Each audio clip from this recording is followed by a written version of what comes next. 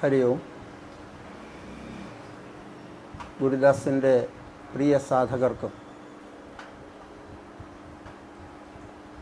ദാസൻ്റെ ധ്യാന ഗുരുവിനും പാദപ്രണാമങ്ങൾ അർപ്പിക്കുന്നു. നമ്മൾ വീണ്ടും ഒരു ഡിസ്കഷനിലേക്ക് പോവുകയാണ്. ഡിസ്കഷൻ എന്ന് ഈ സെക്ഷനെ എടുത്തു പറയാൻ ഒരു കാരണവും കൂടിയുണ്ട്. ഒരുപക്ഷെ മാനസ സഞ്ചാരി എന്ന് പറയുന്ന ഈ നാദോപാസന അത് സംഗീതത്തിൽ യാതൊരറിവും ഇല്ലാത്ത ഗുരുദാസിനെ ഗുരുജി ഏൽപ്പിച്ചത് എന്തുകൊണ്ടാണെന്ന് ഇപ്പോഴും മനസ്സിലായിട്ടില്ല. അതുകൊണ്ട് തന്നെ എന്തബദ്ധങ്ങൾ പറഞ്ഞാലും അതൊക്കെ ഗുരുദാസിൻ്റെ കർമ്മപ്രാരാബ്ധങ്ങളുടെ ഫലമാണെന്നും എന്തെങ്കിലും പറയുന്നത് സത്യത്തിൻ്റെ ഏതെങ്കിലും ഒരു അംശത്തിലേക്ക് കടക്കുന്നു എങ്കിൽ ആ പരമപദത്തിൻ്റെ അനുഗ്രഹമാണെന്നും മനസ്സിലാക്കി ദാസനെ അനുഗ്രഹിക്കണം എന്ന മുഖവുരയോടെയാണ് ഇത് ഞാൻ തുടങ്ങാൻ ഉദ്ദേശിക്കുന്നത്. മാനസ സഞ്ചരരെ എന്ന് പറഞ്ഞാൽ, മലയാളത്തിൽ പറഞ്ഞാൽ മനസ്സേ നീ സഞ്ചരിക്കൂ എന്നാണ്. ഒരു സാധകനെ ഏറ്റവും കൂടുതൽ നേരത്തെ പറഞ്ഞ മർമ്മപ്രഹരങ്ങൾ ഏൽപ്പിക്കുന്നതിൽ ഏറ്റവും വലിയ വിദ്വാനാണ് ഈ മനസ്സ്. എത്ര അങ്ങേ അറ്റം ചെന്നാലും കൂടെ വന്ന് വഴിതെറ്റിക്കുവാൻ ഇത്രയും ഉത്സാഹം കാണിക്കുന്ന മറ്റൊരു സന്തത സഹചാരി ഒരു സാധകനെന്നല്ല ഒരു മനുഷ്യനിലും വരെ ഉണ്ടാവില്ല. അങ്ങനെയുള്ള ആ മനസ്സിനോടാണ് സദാശിവ ബ്രഹ്മേന്ദർ എന്ന് പറയുന്ന അദ്വിതീയനായ സന്യാസി പറയുന്നത്, ഞാൻ എങ്ങനെയാണോ നിന്നോട് പറയുന്നത് അതേപോലെ നീ സഞ്ചരിച്ചോണം എന്ന് പറയുമ്പോൾ ആ മനസ്സിനെ അടക്കി നിർത്തിക്കൊണ്ട് അതിനെ മൂക്കുകയറിട്ടുകൊണ്ട് ഈ ജീവിതം അർത്ഥസമ്പൂർണമാക്കി ആത്മീയതയുടെ പാഥേയങ്ങൾ സ്വീകരിച്ചുകൊണ്ട് ആ പദത്തിൽ അചഞ്ചലനായി സഞ്ചരിച്ചിരുന്ന നാദോപാസകനായ സദാശിവ ബ്രഹ്മേന്ദർജിയെയാണ് നമ്മൾ തിരിച്ചറിയേണ്ടത്. ദാസന് സംഗീതത്തിലുള്ള അറിവില്ലായ്മയല്ല ദാസനെ ശരിക്കും കുഴക്കുന്നത്. ഈ മഹാനുഭാവൻ ഈ 6 വരികളിലൂടെ അല്ലെങ്കിൽ 3 ചരണങ്ങളിലൂടെ എഴുതി വച്ചിരിക്കുന്ന പദങ്ങളെ അദ്ദേഹത്തിൻ്റെ തലത്തിലേക്ക് ചെന്ന് നിന്ന് നിങ്ങളോട് ഓരോരുത്തരോടും സമ്മതിക്കുക എന്നുള്ളത് ശരിക്കും അപ്രാപ്യമായ കാര്യമാണ്. എങ്കിലും 17-ാം നൂറ്റാണ്ടിൽ ജീവിച്ചിരുന്ന ഈ അദ്വൈത സന്യാസി നമ്മുടെ എല്ലാം എവിടെ നമ്മൾ നിന്നാലും സംഗീതത്തോട് യാതൊരു താല്പര്യവുമില്ലാത്ത ഒരാളായാലും മാനസ സഞ്ചരരേ ബ്രഹ്മണി മാനസ സഞ്ചരരേ എന്ന് കേട്ടാൽ അവിടെ നമ്മളൊന്ന് നിൽക്കും. കാരണം അത് നമ്മളോട് പറയുന്നതാണ്. അപ്പോൾ ഇവിടെ ഈ പരമഹംസൻ മനസ്സിനോട് പറയുകയാണ്. നമ്മൾ കേട്ടുകൊള്ളണം എന്താണ് ആ മനസ്സിനോട് അദ്ദേഹം പറയുന്നത്. നീ സഞ്ചരിക്കണം. സഞ്ചാരം അല്ലെങ്കിൽ സ്ഥിരതയില്ലായ്മയാണ് മനസ്സിൻ്റെ ഏറ്റവും വലിയ റിമാർക്ക് അല്ലെങ്കിൽ അടയാളം അല്ലേ. സ്വന്തം അമ്മയോട് നമുക്ക് തോന്നുന്ന അനുഭവങ്ങൾ പോലും തികച്ചും വ്യത്യസ്തങ്ങളാണ്, തികച്ചും സമയവ്യത്യാസങ്ങളിൽ. ചിലപ്പോൾ ദേഷ്യമുണ്ടാകും, ചിലപ്പോൾ സ്നേഹമുണ്ടാകും, ചിലപ്പോൾ കലശലായ കലഹത്തിൻ്റെ ത്വരയുണ്ടാകും. അങ്ങനെ ഇതിനെയെല്ലാം നമ്മളിൽ സൃഷ്ടിക്കുന്ന മനസ്സ്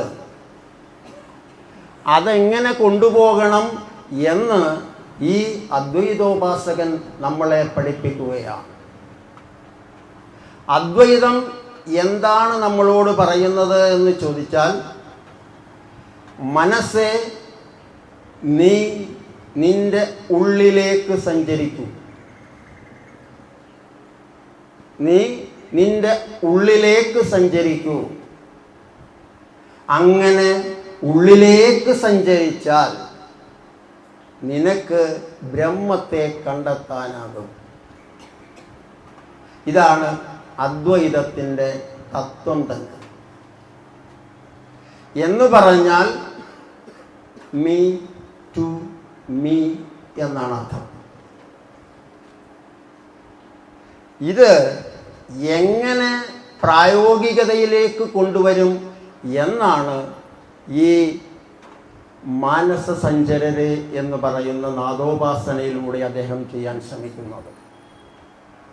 അവിടെ ഏറ്റവും വലിയ ഒരു പ്രത്യേകത, ഈ നാദോപാസനയിലൂടെ അദ്ദേഹം നമ്മൾക്ക് ഭക്തിരസപ്രധാനമായിട്ടാണ് ഈ കവിത, ഈ നാദം നമ്മളിലേക്ക് ലയിപ്പിക്കാൻ ശ്രമിക്കുന്നത്.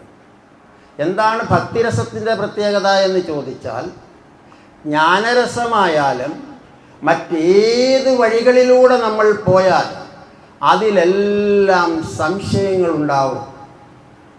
ജ്ഞാനാഹന്ത നമ്മളെ ബാധിക്കും. എന്നാൽ ഭക്തിയുടെ മാർഗത്തിലേക്ക് നമ്മൾ ചരിച്ചു തുടങ്ങിയാൽ ഈ ജ്ഞാനാഹന്തയും സംശയങ്ങളും എല്ലാം ഒടുങ്ങി ആ ഭക്തിയിൽ എന്താണോ നമ്മൾ ദർശിക്കുന്നത് ആ ദർശനത്തെ മാത്രം കണ്ടുകൊണ്ട് നാം മുൻപോട്ട് പോകും എന്നുള്ളതാണ്. നേരത്തെ നമ്മൾ ചർച്ച ചെയ്ത ചോദ്യങ്ങളും ഉത്തരങ്ങളും ഒന്നുമില്ലാത്ത അവസ്ഥയാണ്. എൻ്റെ കണ്ണൻ പീലി വച്ചവനാണ്, അവൻ്റെ കാർക്കൂന്തൽ കാർമേഘം പോലെ പുറകിലേക്ക് വളഞ്ഞും തിരിഞ്ഞും കിടന്നിങ്ങനെ കാറ്റിലാടിക്കൊണ്ടേയിരിക്കും.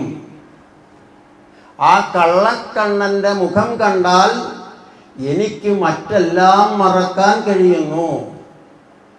അവനിലെ മോഷ്ടാവ് എന്നിലെ അഹന്തയെ മോഷ്ടിച്ചെടുക്കുന്നു.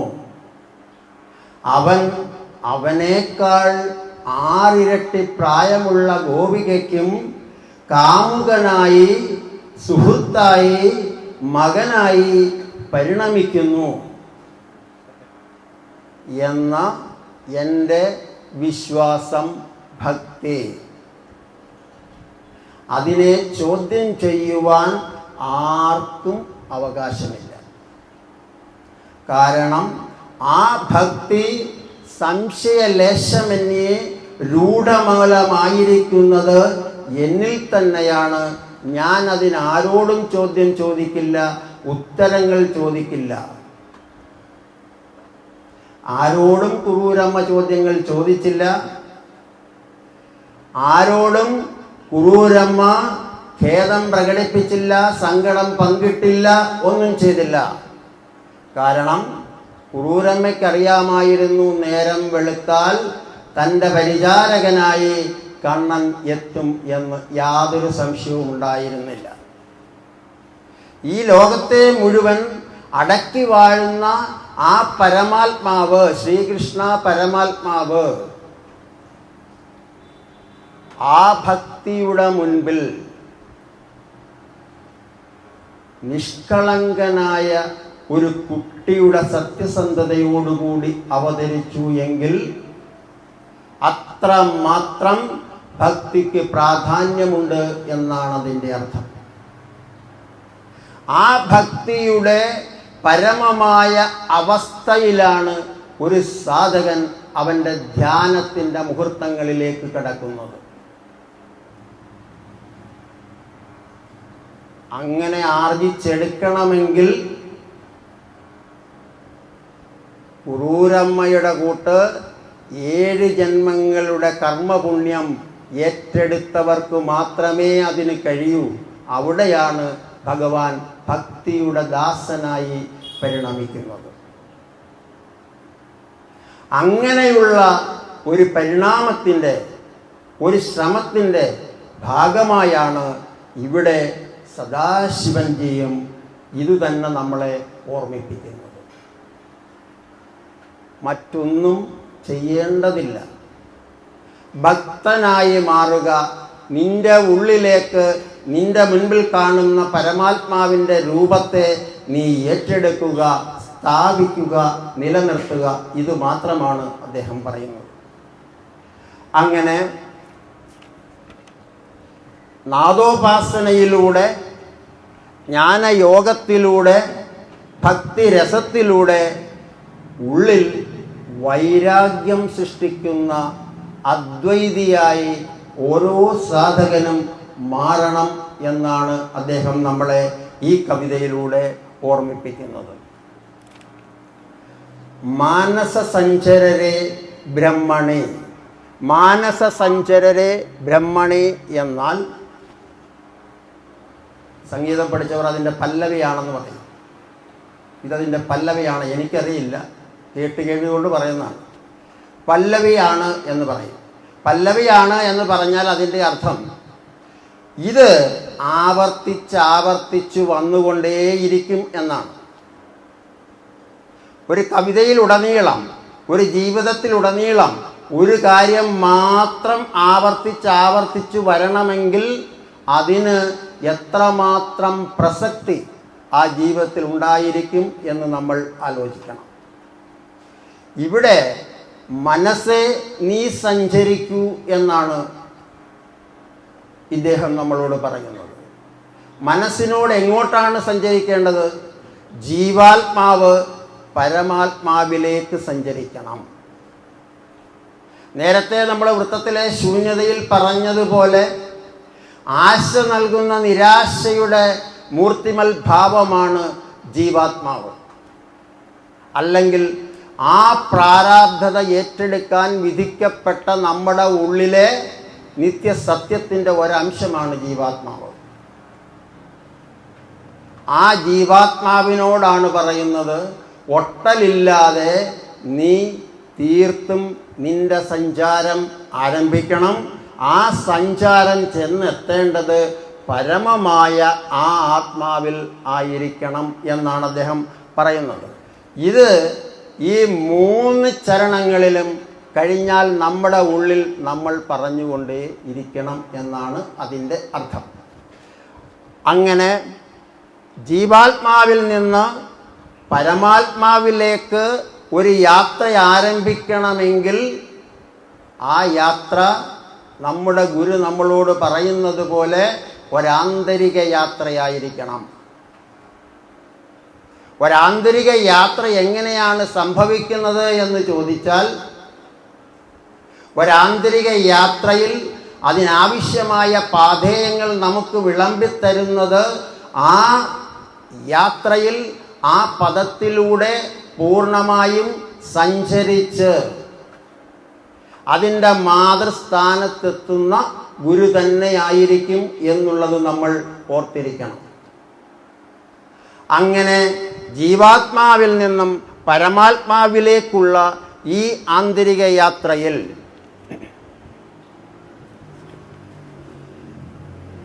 ശ്രീരമണീകുജ ദുർഗവിഹാരേ സേവക ജന മന്ദിര മന്ദാരേ. അതിൻ്റെ കേവലമായ അർത്ഥം,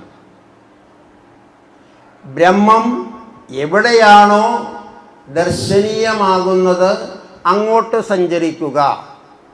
അതായത് ശ്രീരമണിയുടെ, ശ്രീലക്ഷ്മിയുടെ, നമ്മൾ നേരത്തെ ഗർഗഭാഗവതത്തിൽ ശ്രീകൃഷ്ണ പരമാത്മാവ് ഭൂമിയിൽ ശ്രീകൃഷ്ണനായി അവതാരമെടുക്കുമ്പോൾ അദ്ദേഹം ത്രിമൂർത്തികളോട് പറയുന്നത് കേട്ടതാണ്, എൻ്റെ രാധ, എൻ്റെ ലക്ഷ്മി, അവൾ തന്നെ രമണിയായി ധരിത്രിയിൽ അവതരിക്കും.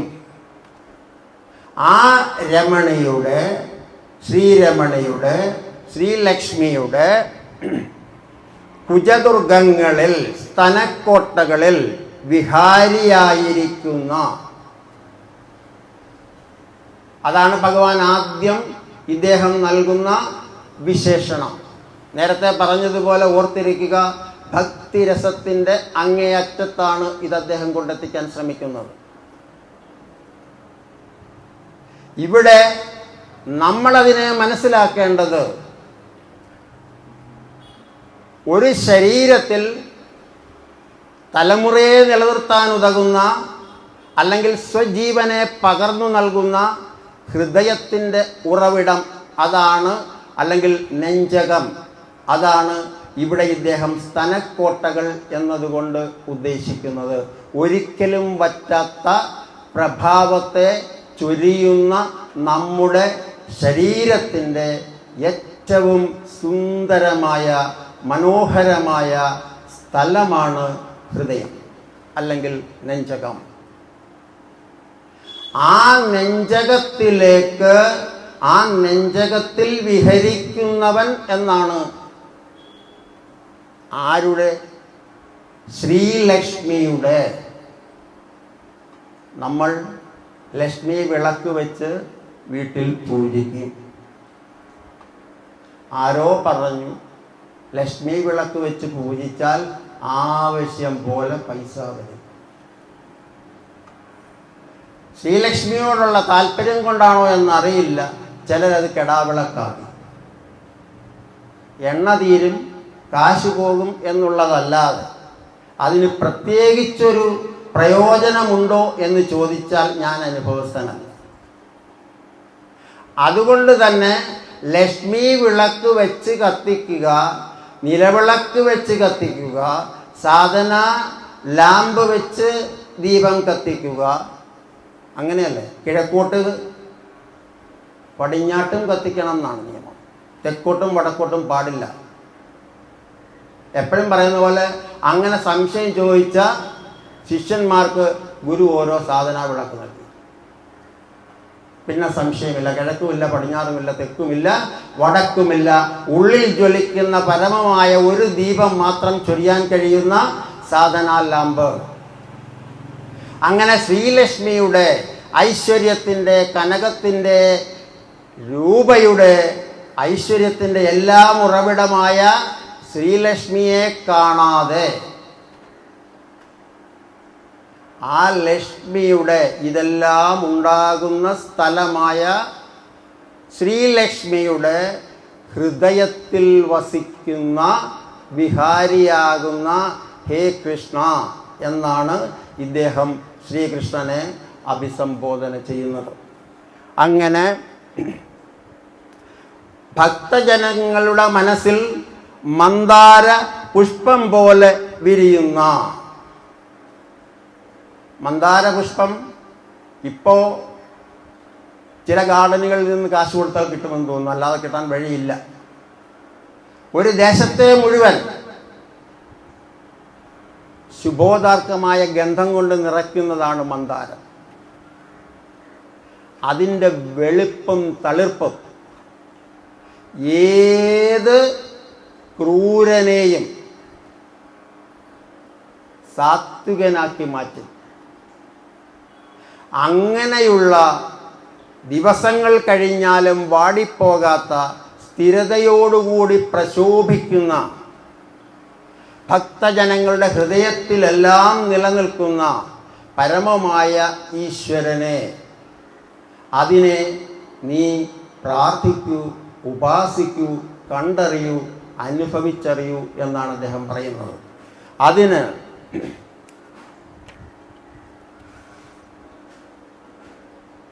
എന്താണ് ചെയ്യേണ്ടത് എന്ന് ചോദിച്ചാൽ, ശ്രീലക്ഷ്മിയുടെ ഹൃത്തിലേക്ക് ഭഗവാനെ കൂട്ട് നമ്മളും വിഹരിക്കണമെങ്കിൽ നമ്മൾ ചെയ്യേണ്ടത് മനസ്സിനെ മനസ്സിലാക്കണം. നമ്മുടെ മനസ്സിനെ നമ്മൾ മനസ്സിലാക്കണം. വളരെ ലളിതമായി പറഞ്ഞാൽ,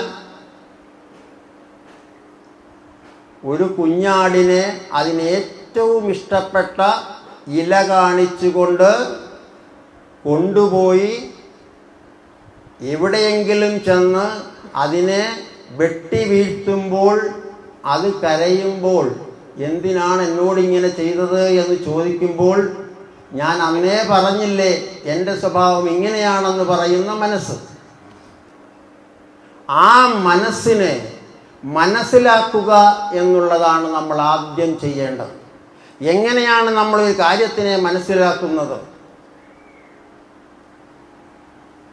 ഒരു പലഹാര സാധനം നമ്മൾ മനസ്സിലാക്കണമെങ്കിൽ ആദ്യം അതിനെ രുചിച്ചറിയണം. ആ രുചിച്ചറിഞ്ഞാൽ അതിലെന്തൊക്കെ ചേർന്നിട്ടുണ്ട് എന്ന് നമുക്ക് മനസ്സിലാകും. അതിൻ്റെ ചേർച്ചയിലെ വിചേർച്ചകളെല്ലാം തിരിച്ചറിയുമ്പോൾ അതിൽ ഉള്ള നല്ലതും പന്നലുമായ കാര്യങ്ങളെ നമ്മൾ തിരിച്ചറിയാൻ പറ്റും. അപ്പോൾ മനസ്സിനെ അങ്ങനെ വിവേചിച്ചറിയണം. ഓരോ പ്രവൃത്തിയിലൂടെയും നമ്മുടെ മനസ്സ് നമ്മളെ എങ്ങനെയാണ് കൊണ്ട് വഴിതെറ്റിക്കുന്നത് എന്ന് നമ്മൾ ഗുരു പറയുന്നത് പോലൊരു സാക്ഷിഭാവത്തോടുകൂടി മാറി നിന്ന് മനസ്സിലാക്കണം, പിടികൊടുക്കാതെ എന്നാണ് ഗുരുഭാഷ്യം. മനസ്സിനെ മനസ്സിലാക്കണം, മനസ്സിന് പിടികൊടുക്കാതെ. അങ്ങനെ മനസ്സിന് പിടികൊടുക്കാതെ മനസ്സിലാക്കിയാൽ, മനസ്സിൻ്റെ പിടിയിൽ അകപ്പെട്ടില്ല എങ്കിൽ നമ്മളുടെ യാത്ര സ്ഥിരമായ യാത്രയാകും. അതെത്തുന്നത് ബ്രഹ്മത്തിൽ തന്നെയാകും എന്നുള്ളതാണ് ഇതിൻ്റെ സത്യമായ അവസ്ഥ. അപ്പോൾ നമ്മൾ ആദ്യം ചെയ്യേണ്ടത്, മനസ്സിനോട് നമ്മൾ പറയേണ്ടത്, അടങ്ങി ഒതുങ്ങി നിന്ന് മനസ്സിനെ മനസ്സിലാക്കി അതിനെ തീർത്തും അപഗ്രഥിച്ചുകൊണ്ട് അതിനെ നിയന്ത്രിക്കുവാനുള്ള, അതിന് പിടികൊടുക്കാതെ അതിനെ നിയന്ത്രിക്കുവാനുള്ള കെൽപ്പ് നമ്മൾക്ക് ഉണ്ടാക്കിയെടുക്കണം. അതിന് അങ്ങനെ മനസ്സിനെ കെട്ടിയിട്ട് നിയന്ത്രിച്ചില്ലാതാക്കുന്ന, അതനുഭവിച്ചറിയുന്ന ഗുരുനാഥന്മാരുടെ ആവശ്യവും നമുക്കുണ്ട് എന്നുകൂടി അതിൻ്റെ കൂടെ നമുക്ക് മനസ്സിലാക്കാം. അങ്ങനെ ശ്രീ രമണീകുജ ദുർഗവിഹാരേ സേവക ജനമന്ദിരമന്ദാരേ, ജീവാത്മാവ് പരമാത്മാവിലേക്കുള്ള യാത്ര ആരംഭിക്കുമ്പോൾ മനസ്സിനെ മനസ്സിലാക്കി മനസ്സിന് പിടികൊടുക്കാതെ നമ്മൾ യാത്ര ആരംഭിക്കുമ്പോൾ അതാണ് നമ്മുടെ യാത്ര, യഥാർത്ഥ യാത്ര. അതാണ് മീ ടു മീ യാത്ര. അങ്ങനെ നമ്മൾ ആയിത്തീർന്നാൽ, അങ്ങനെ മനസ്സിനെ മനസ്സിലാക്കണമെങ്കിൽ, മനസ്സിലാക്കിയാൽ അവനിൽ വിവേകം ഉണരും. ഏതു പ്രവൃത്തി ചെയ്താലും ആ പ്രവൃത്തിയിലെല്ലാം വികാരത്തിനു പകരം വിവേകത്തെ അവൻ ഉപയോഗപ്പെടുത്തും. വികാരം നൈമിഷികമാണ്, വിവേകം അനശ്വരമാണ്. നശ്വരമായ ഒരു സാധനം കൊണ്ട് ഇതിനെ സങ്കല്പിക്കാതെ അനശ്വരമായ വിവേകം കൊണ്ട് നമ്മുടെ കർമ്മങ്ങളെ നമ്മൾ അപഗ്രഥിക്കുകയാണെങ്കിൽ, മനസ്സിലാക്കുകയാണെങ്കിൽ, മനനം ചെയ്യുകയാണെങ്കിൽ അവനിൽ ബോധം ഉണരാൻ തുടങ്ങും. ഉണ്ടായിരുന്ന ബോധം, ഉറങ്ങിക്കിടന്നിരുന്നു എന്ന് അവൻ വിശ്വസിച്ചിരുന്ന ബോധം, ആ ബോധത്തിൻ്റെ സൂക്ഷ്മാണുക്കൾ അവനിൽ ഉദയം ചെയ്യും. ആ യാത്ര സ്ഥിരമാക്കിയാൽ അവൻ ബോധതലത്തിൽ നിലനിൽക്കാൻ തുടങ്ങും. ആ ബോധതലമാണ് സാക്ഷാൽ ലക്ഷ്മി ദേവിയുടെ ഹൃത്തായി പരിണമിക്കുന്നത്. അതിനാണ് ഈ ഭഗവാൻ നമ്മളോട് പറയുന്നത്, നീ അവിടെ വസിക്കണം, നീ സദാബോധത്തിൽ നിലനിൽക്കണം. സദാബോധത്തിൽ നീ നിലനിൽക്കണമെങ്കിൽ നീ സദാ വിവേകിയായി മാറണം. സദാ വിവേകിയായി നീ മാറണമെങ്കിൽ നിന്റെ മനസ്സിനെ നീ മനസ്സിലാക്കി അതിന് പിടികൊടുക്കാതെ ഗുരുവിൻ്റെ ആ സംരക്ഷണത്തിൽ, ആ നിർദ്ദേശത്തിൽ നാം സഞ്ചരിച്ചു കൊണ്ടേയിരിക്കണം. മദശിഖി പിഞ്ചാലം കൃത മഹനീയ കപോല വിജിത മുഖരേ. മദശിഖി പിഞ്ചാലം കൃത മഹനീയ കപോല വിജിത മുഖരേ. അതിൻ്റെ വാക്യാർത്ഥം മയൂരപിഞ്ചം ചൂടിയ കേശധാരയാൽ അലങ്കരിച്ചിരിക്കുന്നവൻ, സുന്ദരമായ കപോലങ്ങൾ ശരീരം കൊണ്ട് മനോഹരമായ മുഖമുള്ളവനായി തീർന്നിരിക്കുന്നവൻ, അവൻ്റെ സാന്നിധ്യത്തിലേക്ക് നീ പോകൂ എന്നാണ് മനസ്സിനോട് ഇദ്ദേഹം പറയുന്നത്. അതായത് ലക്ഷ്മിയുടെ ഹൃദയവിഹാരിയായിരിക്കുന്ന, അതിൽ വസിക്കുന്ന, മായ സ്പർശിക്കാത്ത സ്ഥലമാണ് ലക്ഷ്മിയുടെ ഹൃദയം എന്ന് നമ്മൾ തിരിച്ചറിയണം. അതിൻ്റെ ഉള്ളിലാണ് ഈശ്വരൻ വസിക്കുന്നത്. അങ്ങനെ വസിക്കുന്ന ഈശ്വരൻ സുന്ദരമായ മുഖം, സുന്ദരമായ ശരീരം, സുന്ദരമായ മയിൽപ്പീലി, സുന്ദരമായ കേശം, അങ്ങനെ ഓരോ അംഗോപാംഗങ്ങളും നമ്മളോട് ഇദ്ദേഹം പറഞ്ഞു തരികയാണ്. എന്തിനാണ് ഇദ്ദേഹം നമ്മളോട് ഇങ്ങനെ പറയുന്നത്? ഭഗവാന്റെ മയിൽപ്പീലി നമ്മൾ കണ്ടിട്ടില്ലേ? ഈ അഴിഞ്ഞുതിർന്ന കേശഭാരം നമ്മൾ കണ്ടിട്ടില്ലേ? ആരെയും മയക്കുന്ന സ്വപ്നസുന്ദരമായ വശ്യമായ ഭഗവാന്റെ പുഞ്ചിരി നമ്മൾ കണ്ടിട്ടില്ലേ? ഇല്ല. ഇല്ലെങ്കിൽ പിന്നെ പറഞ്ഞേണ്ട കാര്യമില്ല. നമ്മൾ കണ്ടിട്ടില്ലെന്നേ. നമ്മൾ കണ്ടിട്ടുണ്ടെങ്കിൽ നന്ദൻജി പാടുന്നത് പോലെ, എന്തുകൊണ്ട് യശോദാമ ഊട്ടുന്നത് പോലെ എന്നെ ഊട്ടിയില്ല എന്ന് ഭഗവാൻ നമ്മളോട് ചോദിക്കില്ല. എന്തുകൊണ്ട് രാധയുടെ കൂട്ട് വശ്യമായ നൃത്തം ചെയ്ത് നീ എന്നെ ആനന്ദിപ്പിച്ചില്ല എന്ന് ഭഗവാൻ നമ്മളോട് ചോദിക്കില്ല. എന്തുകൊണ്ട് ഗോപാലന്മാരുടെ കൂട്ട് നിഷ്കളങ്കമായ പുഞ്ചിരിയോടുകൂടി നിഷ്കളങ്കമായി എന്നെ കർമ്മത്തിൽ സഹായിച്ചില്ല എന്ന് ചോദിക്കില്ല. ഇതൊന്നും നമ്മൾ ചെയ്യുന്നില്ല നീ. അതുകൊണ്ട് തന്നെ ആരെങ്കിലും വരേണ്ടി വരുന്നു ഇത് ചെയ്യണം ചെയ്യണം ചെയ്യണം എന്ന് പറയാൻ. നമ്മൾ മനസ്സിനെ മനസ്സിലാക്കാത്തത് കൊണ്ട് നമ്മളോട് ഗുരു അന്നു മുതൽ എല്ലാവരും ഊറ്റം കൊള്ളും. 19 വർഷമായി ഞാൻ ശിഷ്യനാണ്. 1 വർഷം കൊണ്ട് ശിഷ്യനായവരുടെ മുമ്പിൽ നമ്മൾ നട്ടല് നൂത്തിരിക്കുകയും ചെയ്യും. 1ാം ക്ലാസ്സിൽ 19 വർഷം തോറ്റു എന്നാണ് പറയുന്നതിൻ്റെ അർത്ഥം.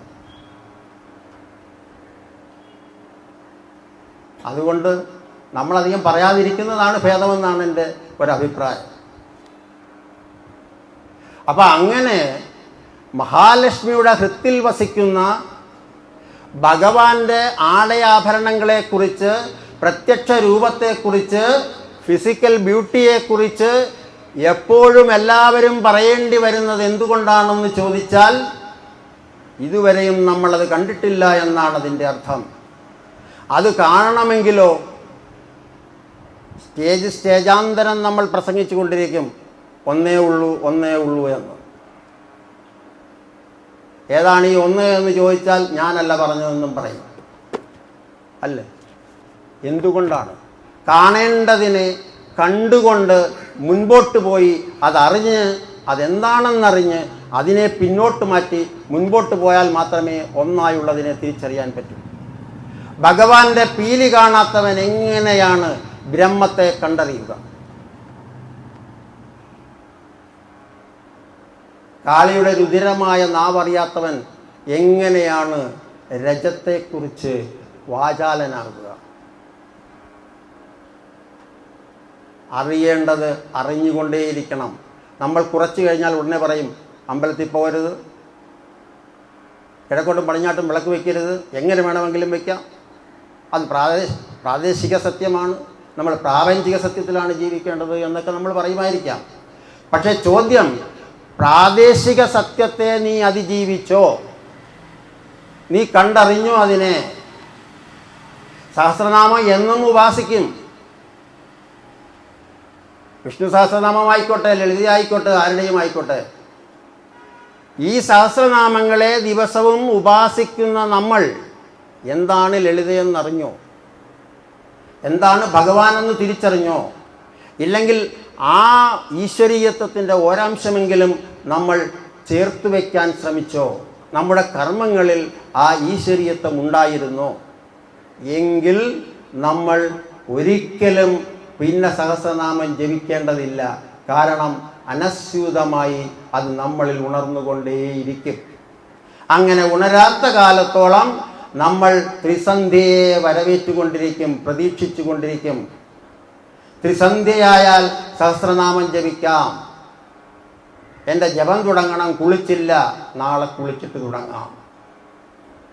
ഇങ്ങനെയുള്ള പല ഉപാധികളിലും നമ്മൾ ചെന്നുപെട്ടുകൊണ്ട് നമ്മുടെ കർമ്മങ്ങളെ, ജപങ്ങളെ, സാധനകളെ എല്ലാം നമ്മൾ പലവിധ കാരണങ്ങൾ കൊണ്ട് ഇല്ലാതാക്കുവാൻ മനസ്സിൻ്റെ സ്ഥിതിയിലേക്ക് നമ്മൾ പരിണമിക്കും.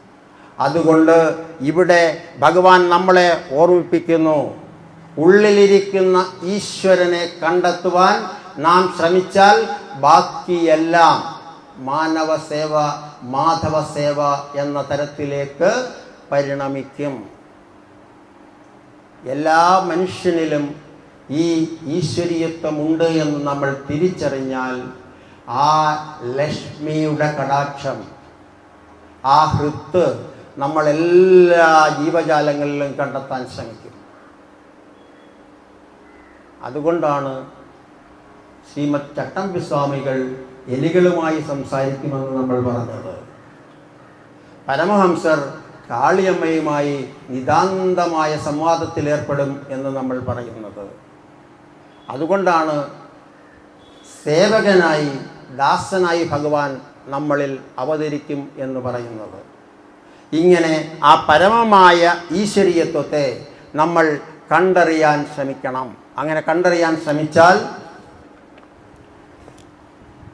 ഒരു ഗുരുവിനെ കൊണ്ടും ഇത് ഉദ്ബോധനം ചെയ്യപ്പെടാൻ ഇടയാക്കാതിരുന്നാൽ, ഗുരു പറയുന്നത് എന്താണോ അതെല്ലാം അതേപടി അനുസരിച്ച് നമ്മൾ മുൻപോട്ട് പോയാൽ, ഭഗവാനെ കണ്ടുകൊണ്ട് മുൻപോട്ട് പോയാൽ, അങ്ങനെയാണെങ്കിൽ പരമഹംസ മുഖ ചന്ദ്രചകോരേ പരിപൂരിത മുരളീരവധാരേ,